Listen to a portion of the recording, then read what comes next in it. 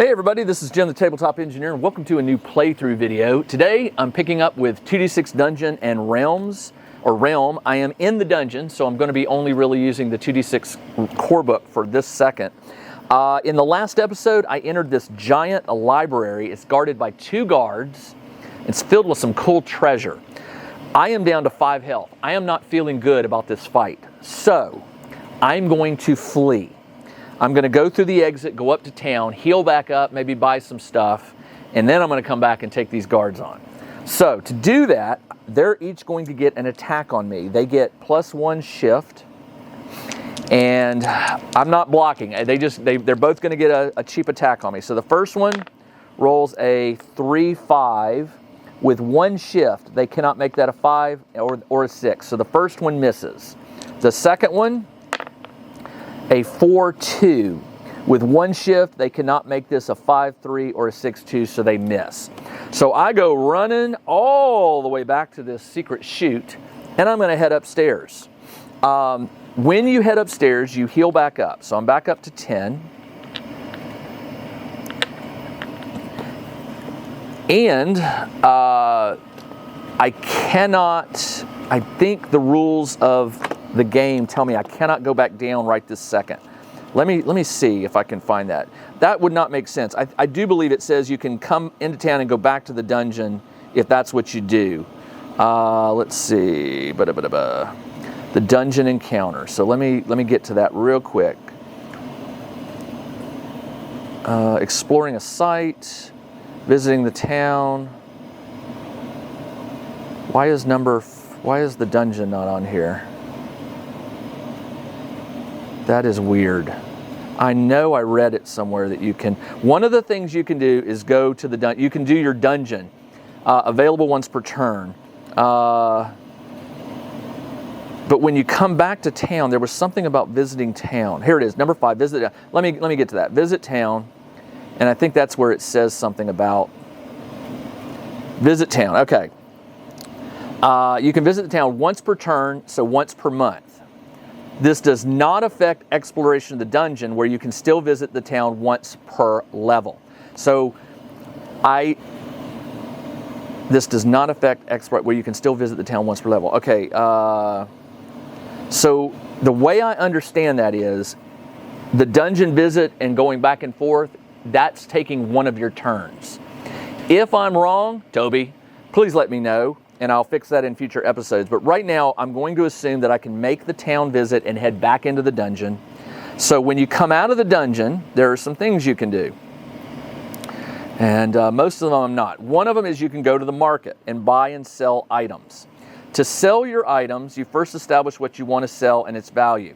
Now, in the past, I was just selling them outright. I forgot that there's an additional rule that the merchant that you're dealing with, you may have to haggle with them. So it says calculate the total based upon the values and have it. Gems retained. Okay, the traders in the stalls can be tough. To see how effective your bartering skills are, roll 2d6 and add your adventure level, deduct your precision, and consult the market bartering on the following page. Okay, so if I want to sell the potion of constancy for 45, I roll 2d6, is that right? Roll 2d6, yeah. You add your precision, which is 0.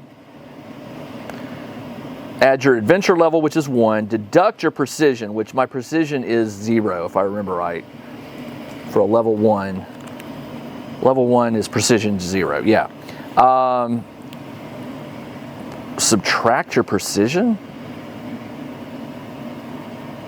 Deduct your precision. Well, if your precision goes up, shouldn't that be...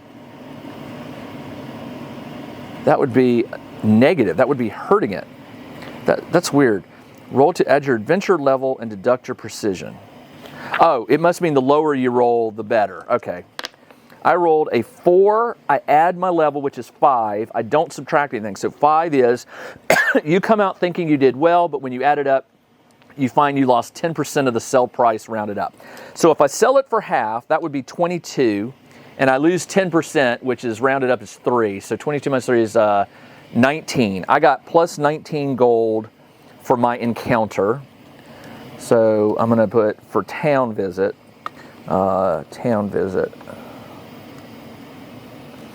plus 19 gold, and I sold the potion of constancy.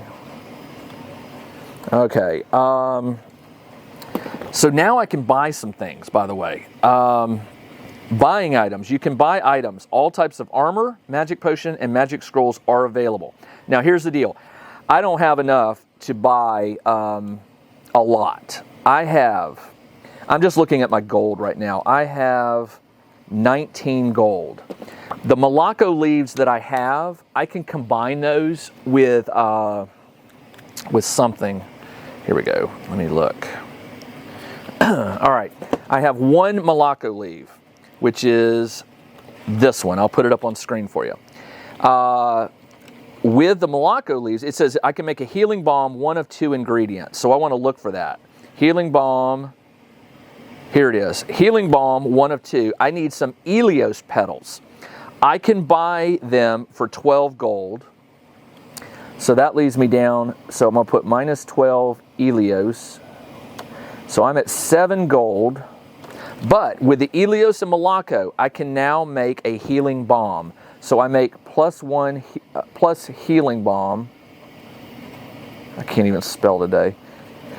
Healing balm. What does a healing balm do? Well, I'm glad you asked. I think I get 3 uses out of it. A healing balm is, where is it? Come on. Sorry, I know it's in here somewhere.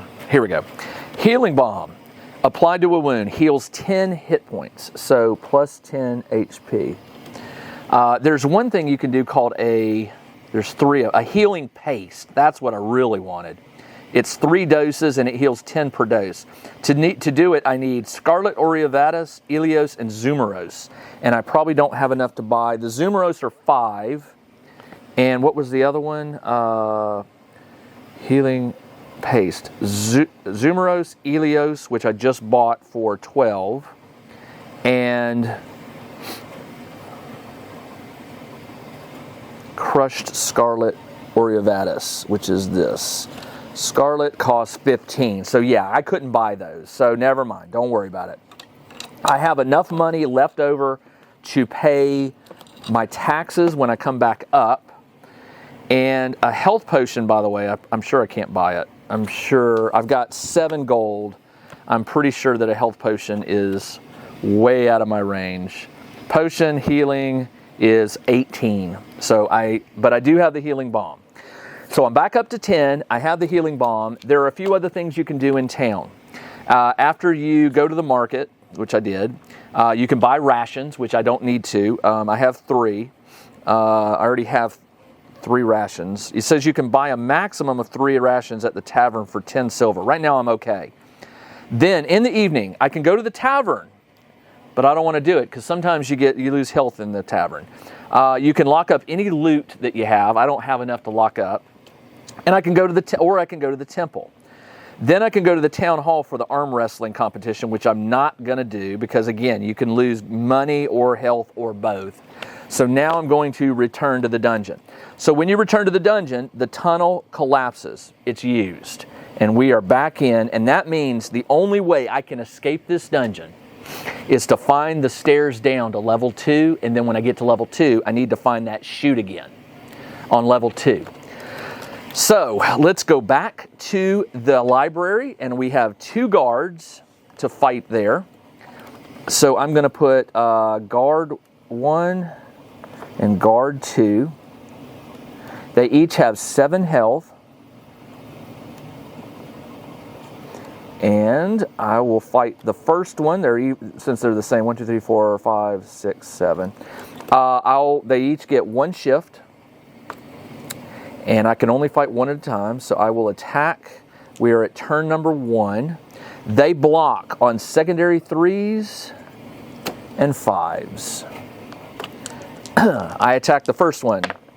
I rolled a 5-3 with 2 shift. Let me get back to with 2 shift, I can turn this to a 6-4. which is D6 plus 2 damage. He does not block on a secondary 4, so it's D6 plus 2, 3 damage. 1, 2, 3. So the first one will attack me with a 1-6. With 1 shift, can't do anything. The second one attacks with a 6-2, which is a hit. It's a swipe. D6 minus 2. 5 minus 2 is 3. I am down to 7 health. Turn number 2. I attack the first guard. I got a 2-3. With 2 shift, I could make this a 4, but it will not be a 4-2, and I can't get to a 6-4, so I miss. First guard gets a 3-2. With 1 shift, they cannot make that a 5 or a 6, they miss. Second guard gets an exact crit hit. With an unexpected move, the guard disarms you. Lose 1 turn as you grab it off the ground, so I won't get an attack this turn. So it's turn number 3. I do not get to attack. Guard number 1 goes 5-5, which with 1 shift, he cannot make that a 5-3 or a 6-2. Misses. Second guard, a 5-2 can turn this into a 5-3. Actually, hold on. Which one does more damage? The swipe does more damage. So it would make this this was a 2. It was a 5-2. It will make this a 6-2. So you always pick the one that does more damage. It's D6 minus 2 instead of the D6 minus 3. 5 minus 2 is 3 damage. I'm down to 4. I could die. I am going to use my, well, I hate to use those that healing balm, because if I use it, I got nothing else. With 4 health. 1 hit and they could do a D6 minus 2 and attack me. But if I kill this one that only has 4 health left, I don't have a choice. I've got to use my healing balm, which will take me back up to my maximum of 10. Otherwise, this will be the shortest Realm and D6 dungeon campaign I've ever had. All right, I strike at number 1. I rolled a 3-3 with 2 shift. Actually, this is turn number 4. So we all get a bonus 1 shift. So with 3 shift, I can't make it a 6-4. I could make it a 6-3, but that's not enough. I could make it a 4-2. 4-2, which is D6 minus 2. 6 minus 2 is 4, but that is enough to kill the guard, the first guard. Guard number 2 swings at me. It knocks my weapon off again. We're at turn number 5. He gets 2 free shift. He gets a free attack on me.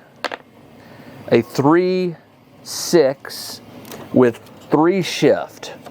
2 to make that a 5, but can't turn that into a 3. 3 would get this to a 6, but it can't get this to a 2, so he misses. All right, I got my weapon. We're at turn number 6 with 3 bonus shift. I rolled a 1-3 with 5 shift. I cannot get it to a 6-4, but I can get it to, with 3, I could get this to a 4, and 1, I could get that to a 2, so that's 4, and I've got 5 shift. 1 and 4 will get that. Yeah, so it's going to be a 4-2 again. Darn it. D6 minus 2. 4 minus 2 is 2 damage. He attacks me. He gets a 4-2 with 4 shift. He could make that a 6-2, which is a swipe. I don't block on the 6, so it's D6 minus 2. 3 minus 2 is just 1 damage. I'm down to 9. Turn number 7. We both still get the shift. Somebody reminded me that on turn number 7 something happens. From combat round 7 onwards, creature interrupts that involve movement do not count. This is a shield block, so it's not a movement. The creature has become drained and cannot perform interrupts. Ignore the relevant stat on the creature card. Armor-based interrupts are not affected, so still got it. Doesn't matter. She doesn't block on anything I do anyway. So I get 3 shifts. Come on. I rolled a 3-5. With 5 shift, I can make that a 6-4. He doesn't block on anything. It's D6 plus 2. 6 plus 2 is 8, and the final guard dies. Now I am down 1 health, which isn't too bad. The guards each get me plus 13 XP, so this is plus 26 XP. 62 plus 26 is 88. Almost there to level, almost. 88. Now, I defeated the guards, and I'm in a library, so this should be good. 43, or no, sorry, it was a large room, so that was large rooms. Large rooms are on page 40. All right, so it says, for the library, if you survive, roll an SCT-1, SCT-2. So SCT-1, let me see what page the scroll tables are on. SCT-1 is, they're all on page 16. So I get 1 roll on scroll table 1. A 3, which is a scroll of brute force. So remember, I can only carry 3 scrolls. So I've got a scroll of brute force. Just writing it in on my sheet here. Brute force. And I get an SCT-2 roll, which is this one. A 4, scroll of fireball. That sounds really good. Now scrolls are kind of finicky. They do not always cast. First off, you have to roll doubles when you read them to cast them. So you got to roll a 1-1 or a 2-2 or a 3-3. You can add your discipline. Treat it as shift. My discipline is 1, so I would get to modify 1 die up or down. But they also, some scrolls have what's called an auto-fail roll. The brute force, it does plus 2 damage for 1 combat, and it says for the next combat. So plus 2 damage. So if I cast it, all my damage is plus 2 for the whole combat round, or all for against an enemy. But it does not have a dispel, so there is no auto failure for it. So let me make a note of that. The fireball, you blast a ton of fire from your open palm at your enemy. It does 20 damage. That's like an instant kill. But its instant fail is 4-4. So if you roll a 4-4, it fails automatically whether you roll it or not. That is awesome. The fail is -1. I don't know what that means. I'll have to look it up before the next time I use it. All right, let's see. 88 XP, 9 health, combat's done. The guards are dead. I'm in this library, and I rolled my 2 scrolls. So yeah, that is it for room number 8. Let's go through the lower door here and see what I roll. If I roll a quarter, I'm going to connect it to this door. I did roll a quarter. 4, and how about that? 4, 1, 2. I can just connect it like that.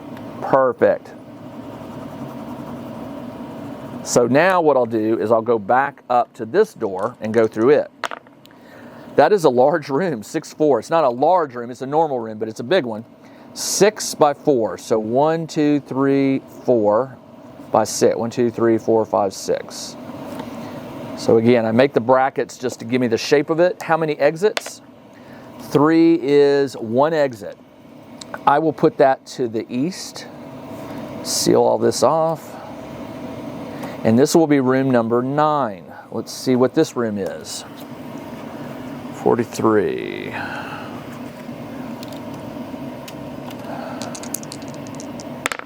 That is a 1-2. 1-2 is an abandoned guard post. It's not unique, so we encountered another one. Abandoned guard post. Abandoned guard post. So the cool thing about this is there's a story being told here. There's been a lot of pins, but there's also been some guards. And there's a library, which I guess, they're here to guard the library as well. The guard post has tables, Didn't I roll an abandoned guard post? What? Abandoned guard post. Guard. Oh, there is a guard. Oh, no, that was just a guard post. Sorry, this one's an abandoned guard post. There is someone here. Roll on L1G. If you survive, IAUT. No, I'm sorry. That was the guard post. The abandoned says, beneath a table is a pile of rubbish. Roll on RUPT1, and it's a wood door. Is it locked? It is. I was hoping not to have to use that, that scroll. Okay, roll on RUPT1 plus 1. RUPT. There's usually something in the trash that attacks you.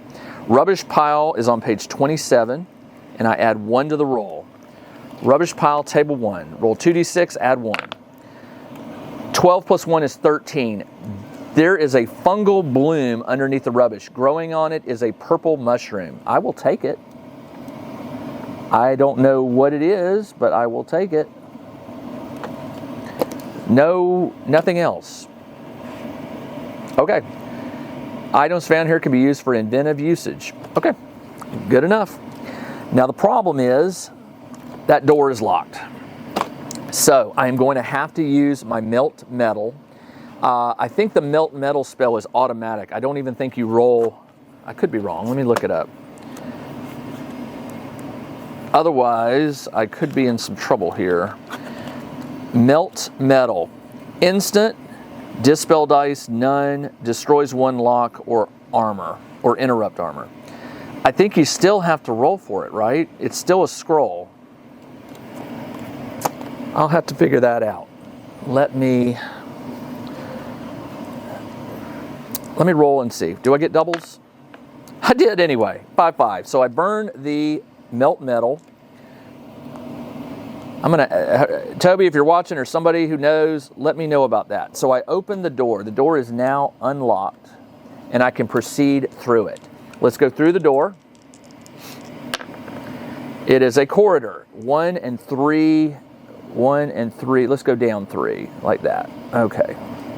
And how many exits? That is a dead end. That cannot be. So here's what I'll do. When the dungeon reaches a point where you can't move, you can't go forward. I got a locked here, and a dead end. So I want to say that there's something about a patrol. Let me look that up real quick. Locked doors. All right. You cannot place, declare, encounter new room, identify the room. Locks. Okay. If you fail to lock it, it has been damaged. You must wait for an enemy to come through the door before you can proceed.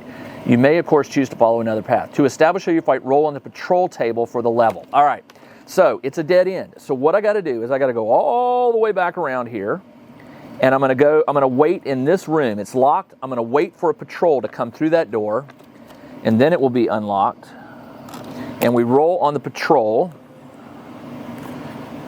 Patrol for the level, which is L1P, right? Level 1 patrol.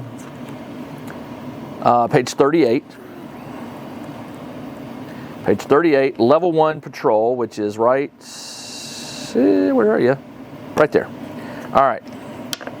I rolled a 2, which is a laborer. I've already fought a laborer, and I don't remember it being too difficult, so let's do it. Knock on wood. Blocks on primary 2s. And it's a movement, so if we get to level 7, turn 7, it would go away since it's based on movement. All right, gets 1 shift. The laborer has, I'm back to room number 3. So I'm going to put 3 here, and I have a laborer, which has 4 health. 1, 2, 3, 4.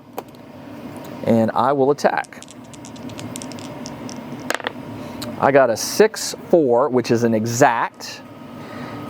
It does not block. It's D6 plus 2, and you add your shift, so it's D6 plus 4. I think he's dead. The plus 4 alone kills him. 6 plus 4 is 10, and the laborer dies. But the good news is I got 5 XP. I get to roll on the pouch table, and I got an open door to go through. So the pouch table is page 23, pouch table 1, and I roll it at -2. That's 8 minus 2 is 6. There are D6 silver.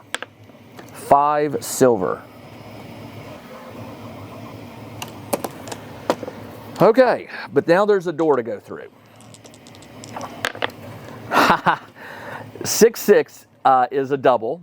It is, and by the way, it says that if you roll a 6-6 on the room, I don't think you roll again. Large rooms, if you roll a double roll, apart from a double 6, roll dice again. So yeah, it is going to be a 6x6 room. 1, 2, 3, 4, 5, 6. 1, 2, 3, 4, 5, 6. How many exits? 2, which is 1 exit. I'm going to put that right here. Now, when you start running out of room, the final room will usually be where the stairs are that go down to level 2. But I've still got this room, which I can go wait for a patrol, and I've got this door. So let's go ahead and see what this is. This is going to be room number 10. Roll to see what it is.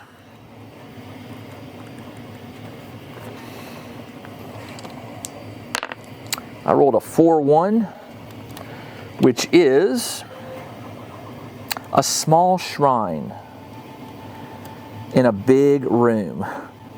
Small shrine. The room is bare apart from a small stone shrine set into the wall. All right. Roll on the GOT1 to obtain the shrine god. All right, GOT1 is on page, God table is on page 15. 15. GOT, roll a d6. It is 5 Nevazator.